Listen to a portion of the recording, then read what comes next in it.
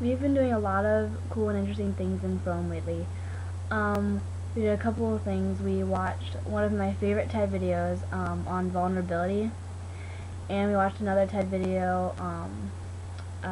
We watched the dance video, and we also are talking a lot about this thing called erotic love, which I thought was quite confusing to me at first when we got the sheet to read about it.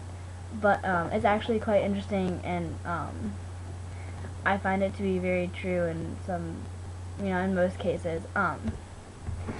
It says, first of all, is often confused with the explosive experience of falling in love, the sudden collapse of the barriers which existed until the moment between two strangers.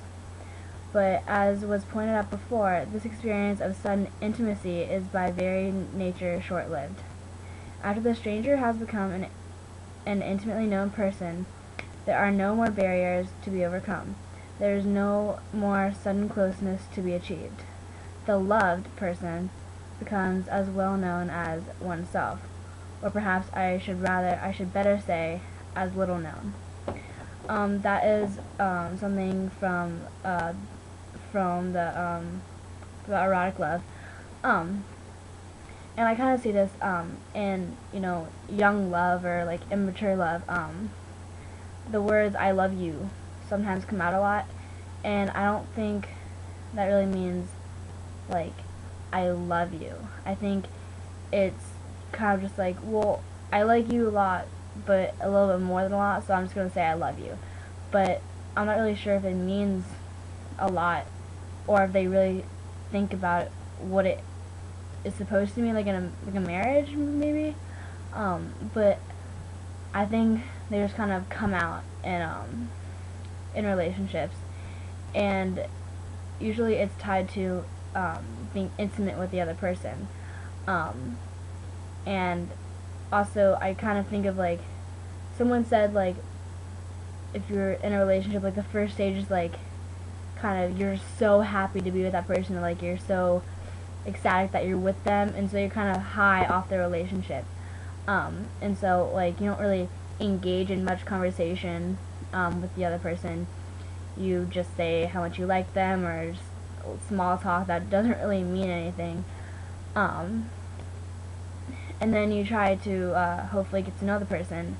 But then when it says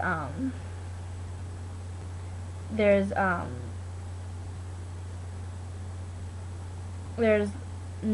nothing more to really know about the other person, I feel like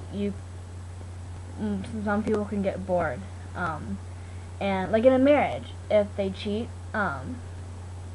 it's like you feel like you know the other person so well, and there's nothing else to really know or nothing else to get at, so they go off and find someone else that's new and exciting that they can try and figure out and get to know.